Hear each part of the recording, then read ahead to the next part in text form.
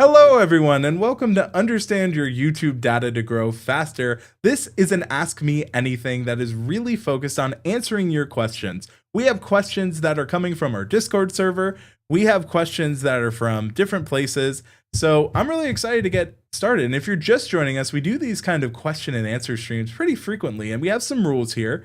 So why don't we go ahead and swap on over, which is how do you get your YouTube question answered? And it's very simple. If you type in hashtag question in the description, it does a great job in making sure that I can easily find it, that when we add chapters to the stream that they get shown up here. And, you know, we had some people who were patiently waiting. I did not notice that my Meld Studios, this is my second time using Meld, had an issue for me where it was not actively putting me live. That's something I'll check in the future. I got so used to the different ways, but we have some questions. A lot of them come from our Discord, and they're really good questions, and I want to make sure that we have the time to do things like that. And I see Beanie has noticed, ask me anything, clever keyword and more searchable trend for the title. Absolutely. If you have watched the previous streams, you might have picked up on that. You might have noticed these things.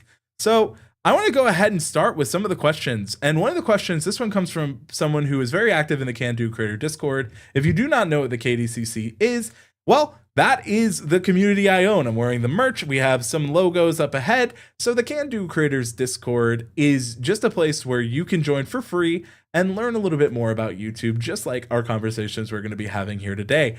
I see we had people like Joseph Belmont. Thank you, Joe, for coming by. Ah, yes, waiting for Andrew, my favorite play. Beanie joining us early in the morning.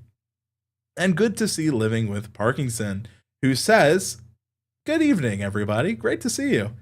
Are you really sure we can ask you anything within reason? 30-day reviews, within reason, and within, compared to others. Now, I will say the first question we have comes from Pearl, and this is, what do you do when, you struggle to have the motivation to edit? And I think this is actually a really solid question, and I want to go ahead and start this right at the top.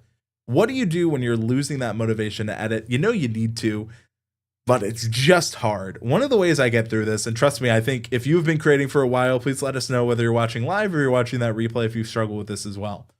When my motivation fails, I usually go with my discipline. Now, there are a couple of ways that I do this, and one of them is through the Pomodoro method, which is where I set myself a 25-minute timer, and then from there, I will set it for 25 minutes so that I'm focused. I just get myself to get started. Half of that battle is just getting started, I find.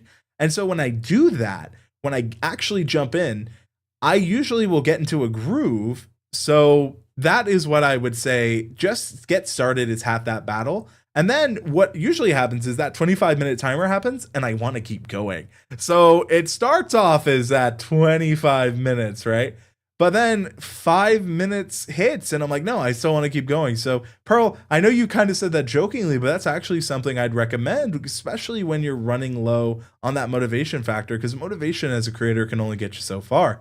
I see we have some questions. Doug asked a question, but if only he remembered the stream rules, if only he could. If you want to get your query answered, just use hashtag question. And I'm totally not dodging the question, Doug. Totally not. But I have a feeling we're going to bring that up later in the stream. Now, the next question we have comes from Catherine, aka Kathy Fit, Kathy Art. And her question is, so sometimes for my art channel, or just in general, I want to do voiceover, but I'm not sure what topic to talk about besides what I'm doing.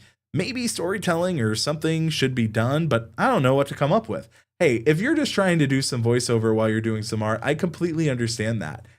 Look, art stories matter, and I would tell you when it comes to doing different things on YouTube, and if you're trying to do voiceover with storytelling, what's in it for the audience? That's what you want to do, but what stories will you be telling your audience to better give some representation to what they can expect from the channel? What's the value for them, right? Maybe it's what got you into drawing. That could be super beneficial when it comes to what people want to see. Maybe it is as simple as you are just sharing what struggles you're going through as an artist. You've got to keep it art focused, but you are a draw to the channel. Also remember, when you're doing that strategy though, for every time you just do a voiceover that's for you, you should do a 2-to-1 ratio, which actually takes us into a question from Ro on the Discord, who asked, Balancing not creating a clickbait slop and actually creating something worthwhile, knowing it may not convert well. How do you balance that? So that 2-to-1 ratio is important. You should have a ratio when it comes to your content of 2-to-1, 2 for the audience and 1 for yourself. Now, that 1 for yourself still needs to fit what your content is overall about, but sometimes that gives you the freedom to make stuff you know your audience wants to see and the comfort of knowing you're not getting rid of that creative side. I never want you to think that, oh, what I want to talk about is not SEO friendly. It doesn't always need to be that. And sometimes browse and suggested can be picked up from those ones you want to do for you because it resonates with your audience. But if you're only doing everything for you, then you are missing out on you, the audience. And that's not something I want to say.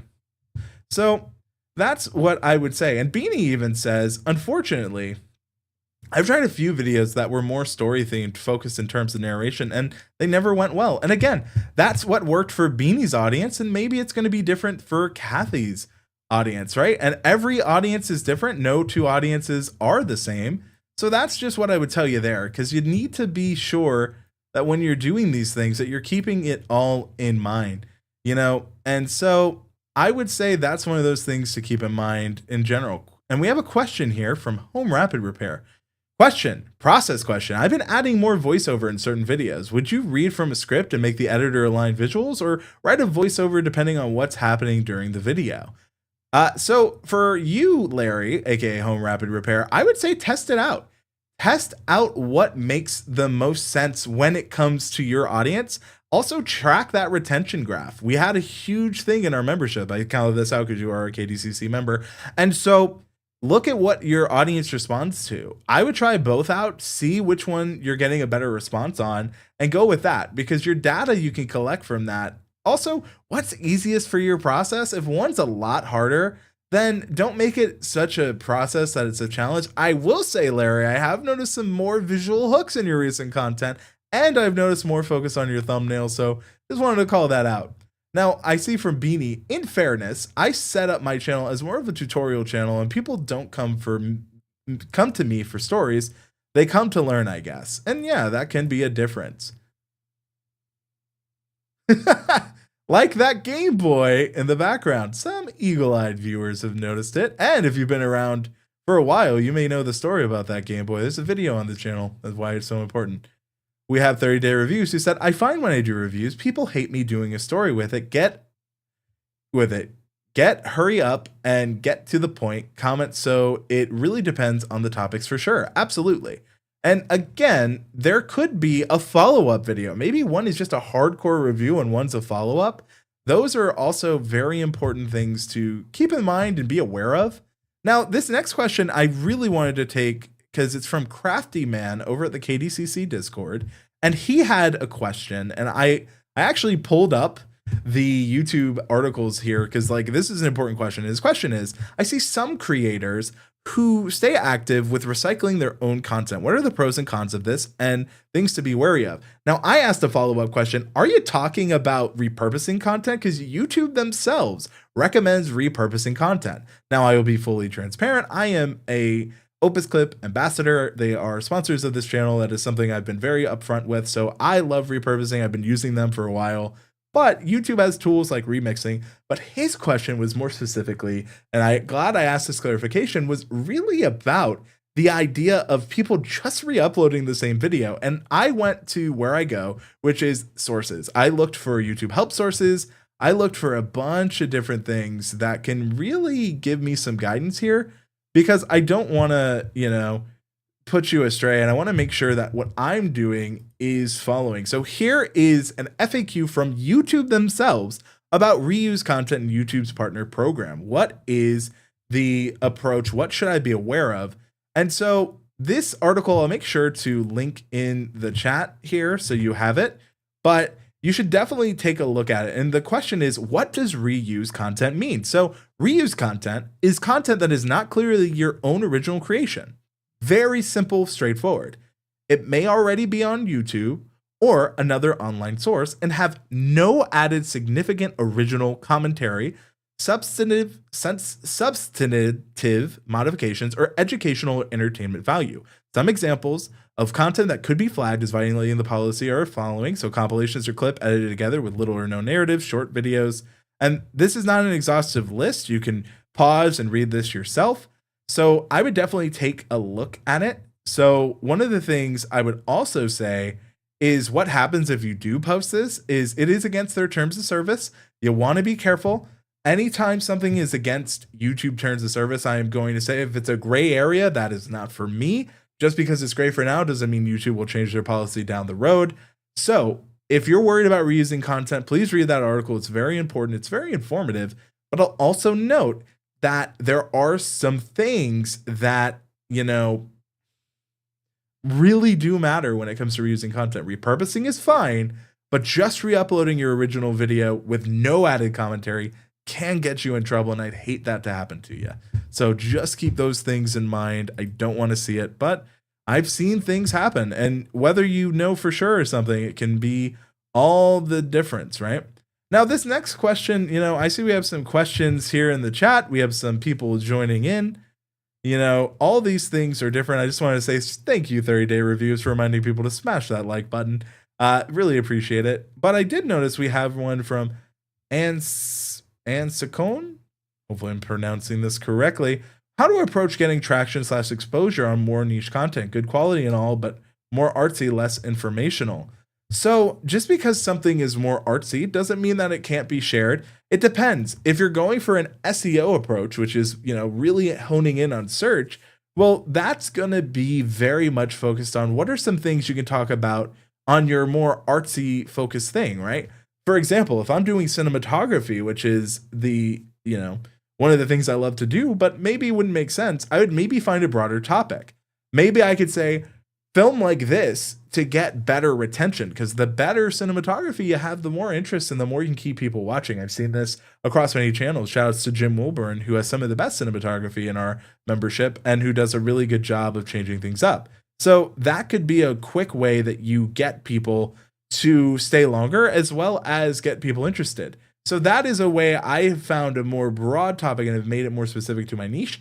There are other ways that if you are more of the general type where it is you're just trying to do all art, just trying to do it for it, look at trends, look at things that are meaningful to you, your life, things like that.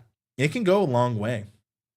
So just because, you're focusing a little bit more on some of that potential, kind of not necessarily search friendly doesn't mean it can't do well on browse, can't do well on suggested. So I'd really tell you to check out all those different ways that you could approach the subject you are. Now, you didn't tell me, what specifically you're doing. So hopefully, that can give you a bit of advice. Doug Hewson is keeping it forward and saying, make sure to use Q or question to ask a question. Yes, it does help on that replay. And Joseph Belmont says, phew, almost forgot to smash that like button. Fun fact, and I hate it, but it works. Every time I don't tell people to subscribe, my subscribe per video goes down. Every time I do, it goes up. It's one of those things where people get tired of hearing, don't forget to like, don't forget to subscribe, but it does matter. So unfortunately, until that stops mattering, I don't think creatives will start saying it. So that's something there. Doug, interestingly enough, just got one of the side-by-side ads, which shows to the right or left, I believe it's the right, as we're streaming. So if you have any questions on that, let me know. And again, this is based on what you guys want to know. A lot of this I am basing on what I see in the Discord community, but that does not mean I'm not answering your questions live. So if you want to see, some of these things, let me know. And here's how you can get your question answered. Now, another thing I would tell you is when you're looking at the different ways YouTube is considering how they display content, including side-by-side ads, there's a lot of stuff that is changing. YouTube is always trying to give the best viewer experience. I'm actually going to be exploring and experimenting with live streaming horizontal and vertical. I've seen people like, Doug in the chat do this, things like that. And I would say keep that in mind. I see from Sunday who says, thank you for the information. You're very welcome. I'm doing my best. If you have any questions, please ask. There are a lot of things that I'm pretty familiar with and can really help when it comes to this. I would love to get monetized this month, they say. So here's what I can tell you. If you're trying to go for YouTube monetization, Don't feel like you have to wait to be monetized on YouTube to make money. Affiliate programs are a great way to get people interested, and just having them in your description for the 10% that are going to read the description anyway is a great way to maybe earn some extra eyes and income there. The another thing I would tell you is that when it comes to trying to earn money on YouTube, and especially monetization, don't discount compiling videos. Maybe you've done multi-part videos in the past. Try re-editing them and add a little before. Hey, this series is about how to do blank. I'm re-editing 3 videos that can really help you, because people might need those individual part videos. And sometimes those compilations, the information, if it's evergreen and still relevant, try it. You'd be surprised. Live streams are another great way. Don't be afraid to collaborate with someone else. Do 2 collaborations between channels. The collaboration feature now, as long as it's relevant to you, can be a huge benefit in earning monetization. And maybe you're doing shorts. Maybe that's a different way you're looking at it, right? So that's something to keep in mind. I see that Home Rapid Repair has joined for 16. Larry, thank you so much. Just to be clear, that is the KDCC. That is just the supporting here on YouTube tier. We have our own separate membership on the KDCC. It's KDCC. Since he's doing that, this is sponsored, I guess, by myself, wearing the merch, drinking from the mug with the logo. We actually have designed new merch, and Larry, you might just get a sneak peek with that.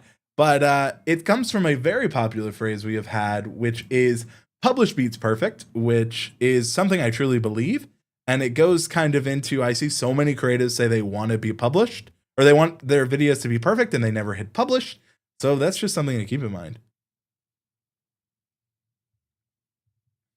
So Doug actually says he's only ever seen a side-by-side ad on a Daniel Batal stream late last year for a short time after they were announced. So interesting. I can't see it, so just wanted to make sure that, I see a few people say it. I have YouTube Premium, so I rarely see those things, so I do kind of apologize.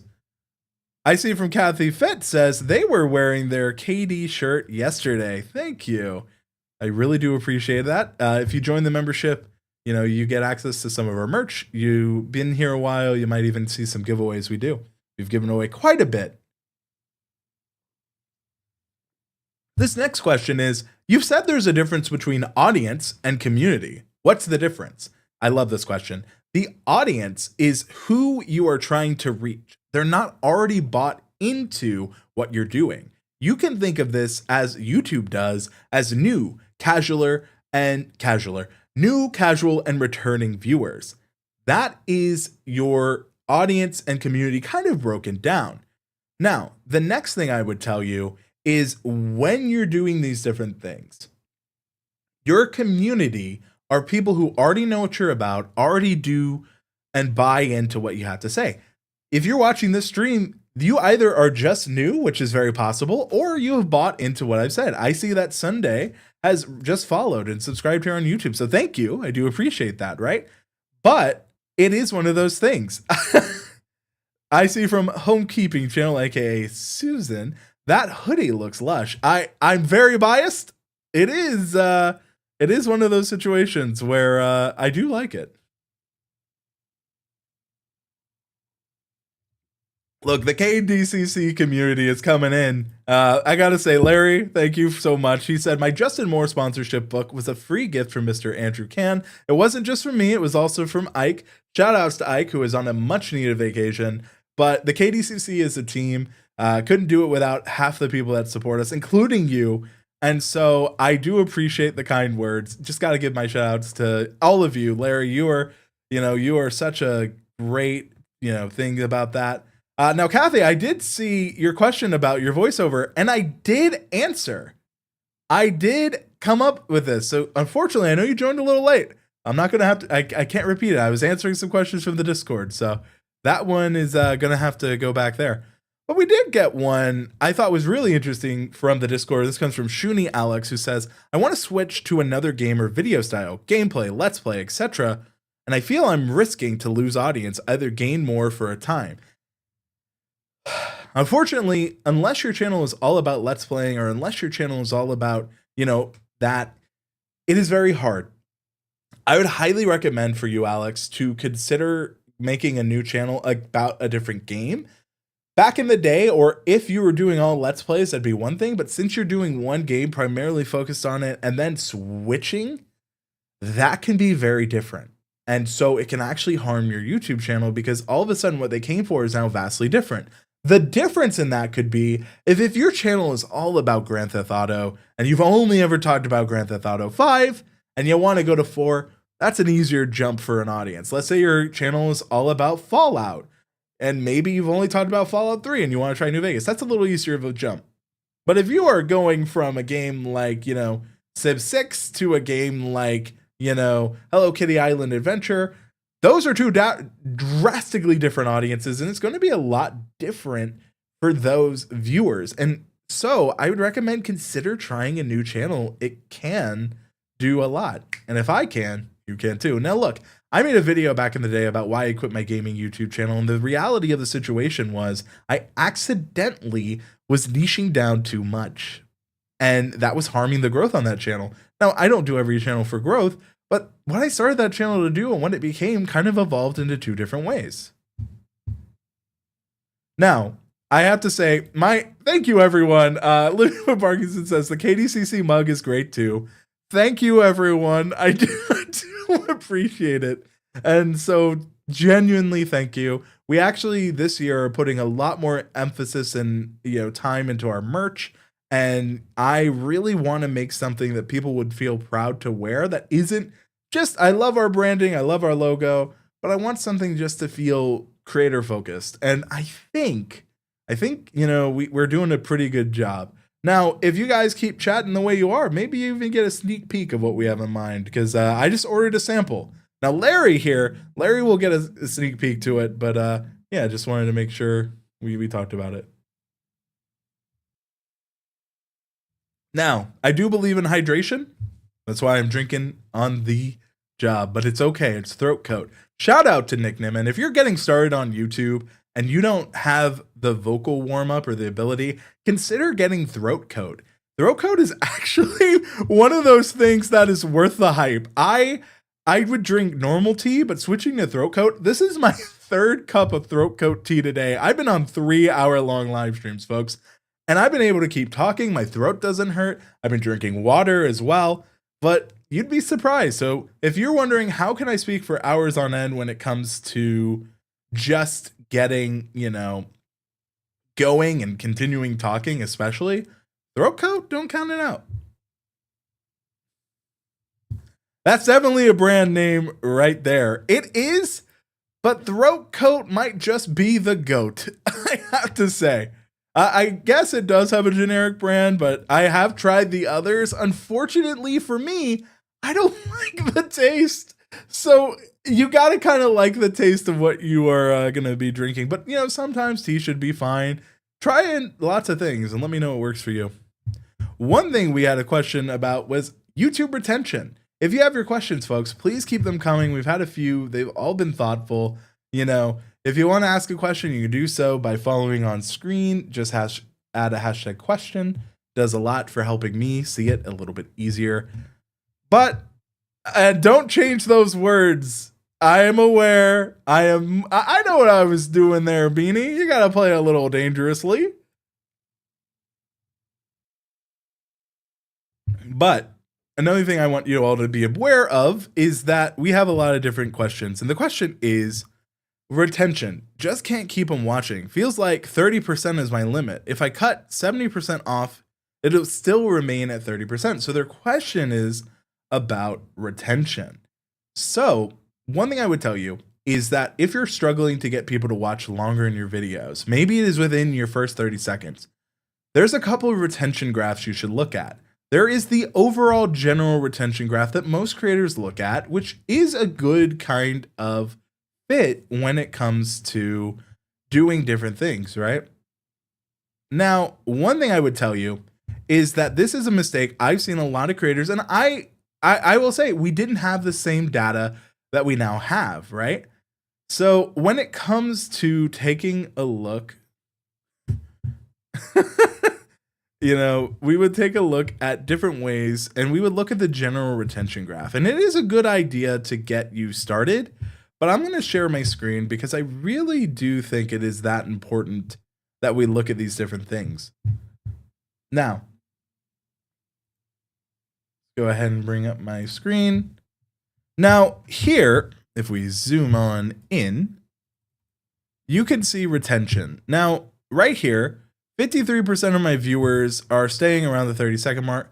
On your YouTube analytics, go to overview or engagement, go to the bottom and click on see more. And on the left-hand side, you're going to have some chart options here. And I want to make sure we focus on this. Now, this is a newer analytics option compared to other videos, which is super important. What this does is it puts your video in the context of all other videos of similar length on YouTube and lets you know how your intro did. Now, my intro here is above average to high. We hit the high point when we talk about pricing. We talk about a bunch of different things. This is a pretty good video that still holds up. And so as I'm clicking around, if YouTube wants to actually let me click around, hello. Weird. Hopefully this works now. And I see that we have some mid-roll ads coming in, and we also have some more people joining. But now we're compared to other videos. I can jump around and see where we're losing people. People kind of decided when we're actually doing the install, we're above average, average, we do the test, and then boom. I probably should have ended here, but this is where I have my end screen. And this is, again, I've talked about this before, why I stopped talking about ending the video, and I just started ending the video. I stopped saying doing the end screens because it was causing a drop off. And these are learning things that you can learn yourself and implement yourself so that you can make sure you're not doing that. Now, if you are also just joining, you should definitely feel free to ask a question. Ask me anything about YouTube, and I'll do my best within reason. Now, we're going to try the Ask Me Anything Q&A. We have the questions coming up. It should work. You should be able to reply to that. And so I probably should have used that, but even then, right? YouTube's always adding new features. Even though I'm really up to date on things, I forget about that feature. I forget about a lot of the newer features, especially when it comes to live streaming. So even though I am a really good student and I know YouTube very well, there's some things I still forget every now and then. So just food for thought.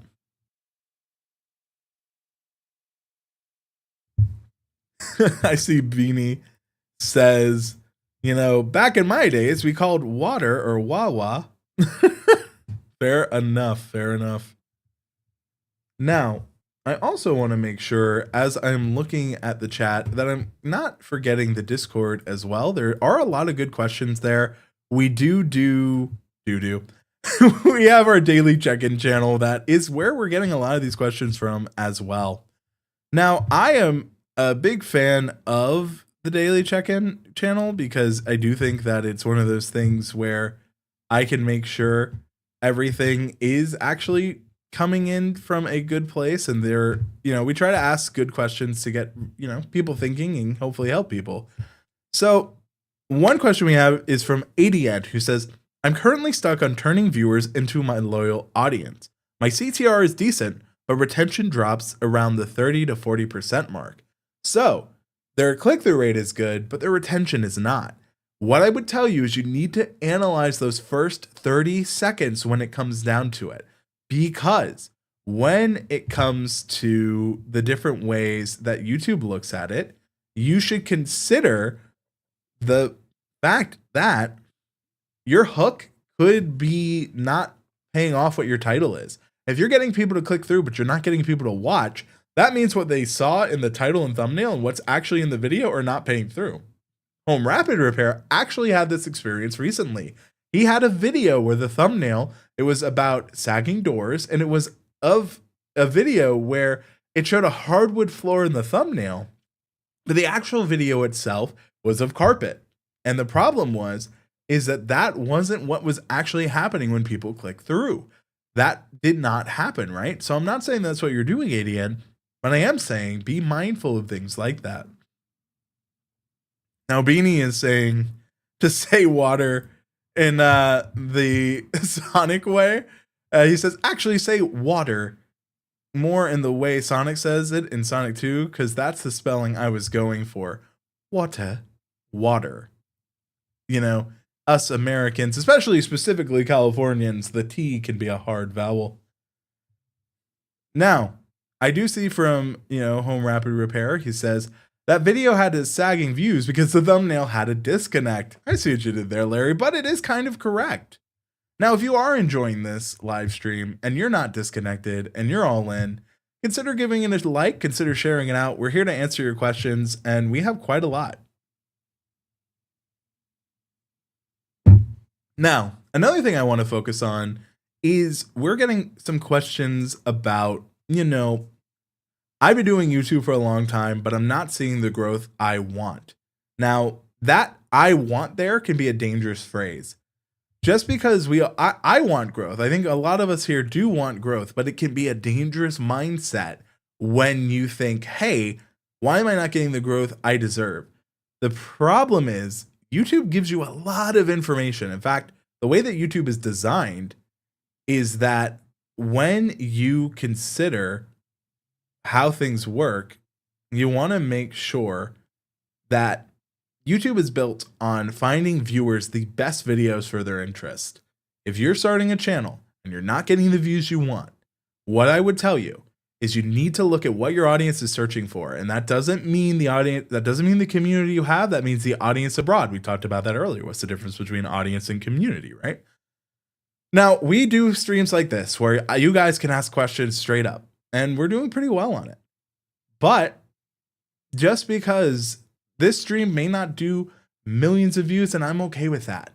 I could use this stream to repurpose some shorts. I could do this in a way where I share this out and the value after the fact is valuable. The transcript from this video is valuable. So not every video we ever make is going to get millions of views. In fact, most don't. Most struggle to get 1,000 views. And this is long form videos, not to be confused with YouTube Shorts. Shorts are a different game. If you're not getting the views you want, consider shorts. Shorts can teach you a lot.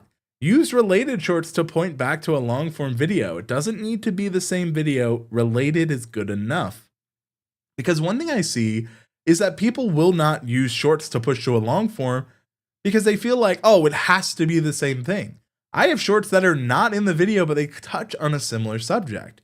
I talked about audience retention a little bit earlier, and guess what? I have a whole dedicated full long form video I could use with that retention segment to point to analytics. And it didn't come from the same video, but that's one of the things. That's one of those things I would tell you. Now, Homekeeping Channel has a question for us. Question, is it still okay to go down the road of creating shorts to help get to 1K subscribers? Currently trying 2 to 3 shorts per one long video is my plan. Absolutely, but don't do things where you build it, but you don't keep up with it. If you get an audience and you teach them, you make short content, and then you stop doing it, that also isn't great either. So I would keep shorts in your strategy. I know a lot of people were afraid, especially early on when it came to shorts. And here's what I would tell you. You should absolutely consider adding YouTube shorts to your YouTube strategy, but don't abandon the shorts once you get that milestone you're reaching. Keep it part of it.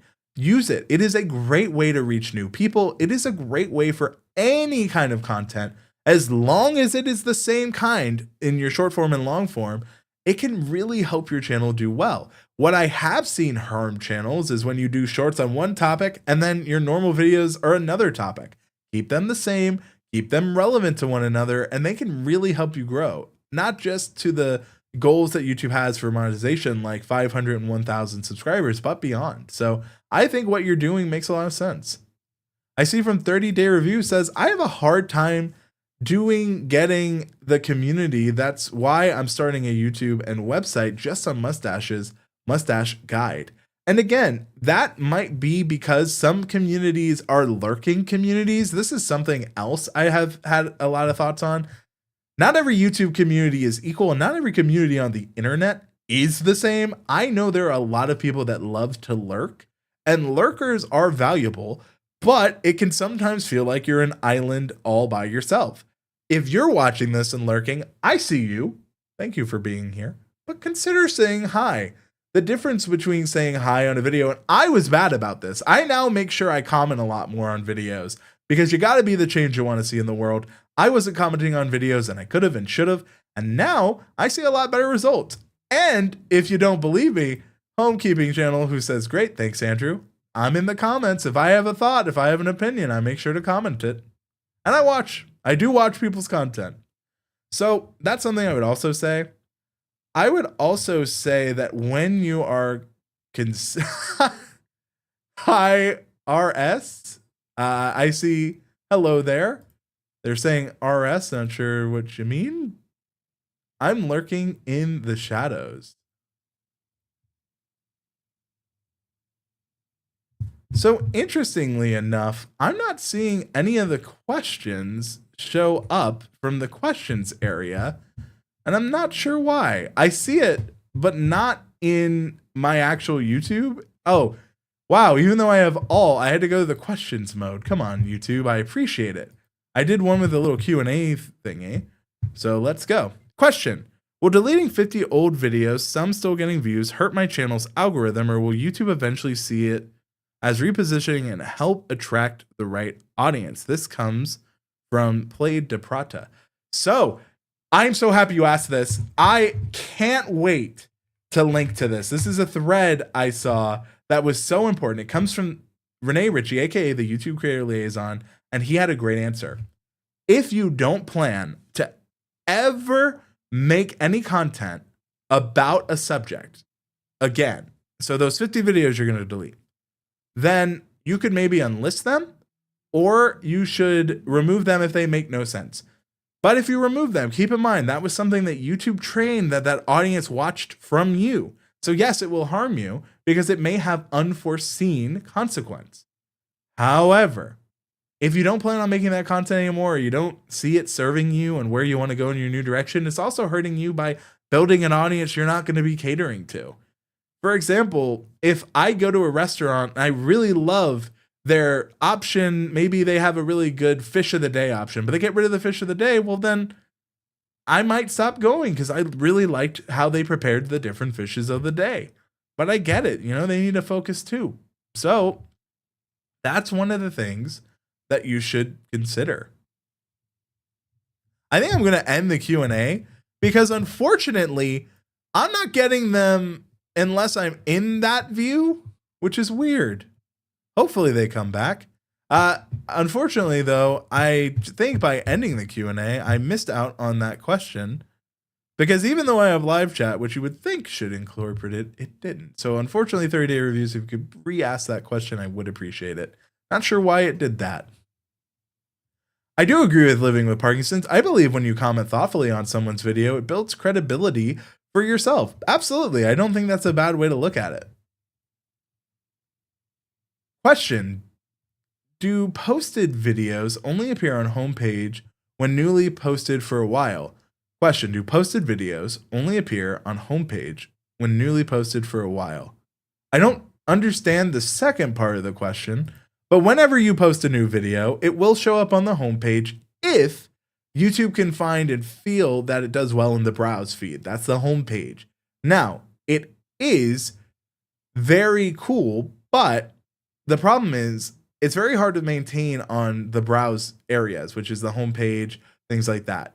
What I would tell you is track that click-through rate, see how the video does, not only click-through rate, check how many impressions, check the click-through rate, then see how that leads to watch time. Because when people are like, but why isn't my video getting served? It's got good impressions, it's got a good click-through rate. Well, what's the average view duration? What's that watch time? How do people feel after they watch it, right? Those are the things that matter.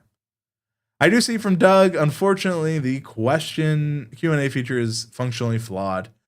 Yeah, I think I knew that, and I think that's why we don't use it.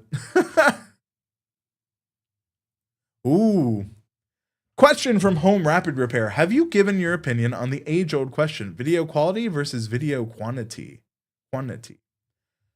All right, so if you're wondering, should I focus on video quality or video quantity? I believe that if you're just getting started, that quantity of videos can lead to quality, and 1% improvement video over video could be improving your hook, could be improving your thumbnail design, could be improving how you start, how you actually say in the videos. So I think that quantity can lead to quality, But I also think that you should not be doing things alone. You should definitely join communities. I know that quality videos can happen, but once a video is published, what we think personally is quality and what an audience thinks is quality are not always aligned. You will hear this as you are in the YouTube space. I just posted that video randomly and it just took off. That's because what you saw as low quality, your audience saw is high quality. And it could be a difference of technical quality. Quality can always be improving. I'm getting better. If you've watched me from years ago to now, I improve every time. Heck, even this live stream, right? Like we have some fun little things now. Like we have some graphics, we have some sponsored segments. Like we're upping technical quality all the time. But at the end of the day, it's the audience that decides that kind of quality. Because once we hit publish and publishes beats perfect every time, that's when we see it. So I would tell you that you should definitely see that and you should try it. I think that quantity can lead to quality, but if you're hoping and waiting so long on quality that you're never publishing, that's hurting you. And that hurts a lot of creators. Questions from 30-day reviews. I had affiliate links on all products, even ones I don't recommend. I had someone say I can't be unbiased because of it, even though it was a product I paid for. How would you respond? I think that if you're upfront that you will have affiliate links in all of your description, I have an ethics thing about this. I would tell them that, you understand, you told them you wouldn't recommend it, but you understand people are still going to purchase it anyway. And that doing that supports your channel and helps you keep those videos on YouTube free.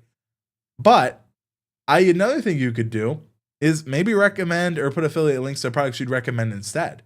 It's really up to you. What I would say is that one negative comment, unless you feel it and really disagree with it, or like it really gets to your core of your beliefs, then maybe consider changing it. But I would say a lot of the times I tend not to put affiliate links, but I don't review things I don't believe in.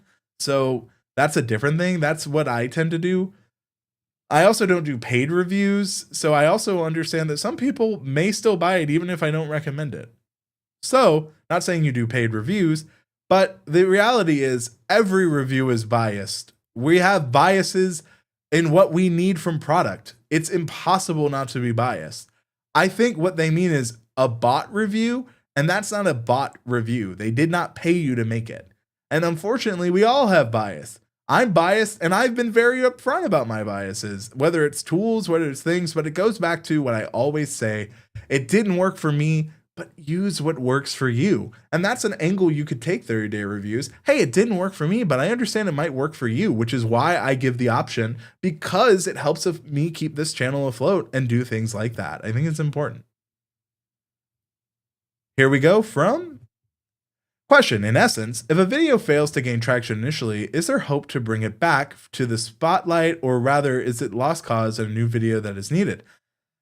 Depends your strategy for reviving it. If you are so the question is, if a video fails initially to gain traction, is it dead on arrival? Is there anything we can do to save it? If your video didn't get traction originally, there's a lot you can do. One, analyze, did it do well? Did it get impressions, but no one clicked through to watch? Did people click through to watch, but they didn't watch that much of the video? Look at your analytics, understand deeper. You got to dive deeper here. Make shorts that could redirect to that video. Promote it in different places. I'm not saying paid promotion. I'm talking about sharing it organically. Have a schedule. Have ways to constantly share that piece of content. If your video didn't gain traction, look at those indicators, those signals from YouTube to figure out why it did or did not work. And this is also something from Home Rapid Repair, 30-day reviews. Don't let your viewers' comments affect your moods. I know easier said than done, but you will get there. Absolutely. Because at the end of the day, that viewer may not be a good viewer fit for you, and they don't know you. I don't, but was just wondering how he would respond. Fair enough. That's how I would. Kathy Fit, I did not see your comment. If you did, please consider doing it again. And then from 30-day reviews, I buy/use products I think may be bad because I think it's important to show people why a product isn't worth the money. And that makes sense. But sometimes people are still going to buy that thing irregardless of what you think. And I don't think there's a bad thing to consider offering like an affiliate link so them to see it, because of the long-term play here. is if they're going to check that out and you're upfront that's an affiliate link that helps the channel, or you put all the affiliate links that help your channel, I don't think it's a bad thing. Just be careful, because if you don't believe it, I would say that, be very clear. Even though it's an affiliate link, put it there. Be as clear as you can. If you use the questions tabs, you have to repeat it in chat now. Yeah, home rapid repair is correct. I have many videos I thought was a lost cause, says Home Rapid Repair, and 2 years later, they take off with 250 views a day. And again, we have actually talked about this, Larry and I, about like, why did a video flop? And sometimes the video didn't flop, but the thumbnail didn't do it any favors. Sometimes it's the title that didn't help it out. And that's the thing that matters. Home Rapid Repair is a really good point. But 30-day review says, yeah, I've had plenty of hate over the past 11 years. You know you're doing something right when the hate comes through. I'll say that. Now, there's a difference between constructive feedback and just people who are never going to understand what you're trying to do. I was just saying that I feel like your personality shines more now versus back when you're on FB, Facebook. Sounded less robotic. I loved your videos back then, but even more now. I was not really on Facebook, but maybe a company I worked for put me on Facebook. Oh, I was like, TB, not FB. I was like, Facebook? I was so confused. I was like, oh, I was on Facebook. I will say to this comment, I was just saying that I feel like your personality shines more now versus back then. That is just me doing it over and over, though. You have to remember, I got a lot of my start at TubeBuddy in terms of being on camera and like going for it. So it wasn't that I didn't care. It's just I was new, and everyone has differences, right? If you're just beginning, remember, every winner was once a beginner. I feel way more confident in who I am, the community I've built, and the things I know now than I did when I started at TubeBuddy. And I grew that channel from 6,000 to over 500,000 subscribers, right? And that took repetition. And that quantity, I always had technical quality, but by making that quantity, by making lots of videos, my personal quality, my confidence went through the roof. And that's the benefit of doing everything we're talking about here today. And if you are just joining and considering joining a Discord, I would say that you should consider really keep on going, because at the end of the day, published beats perfect. And if I can, you can too. Thank you all so much for watching, and I hope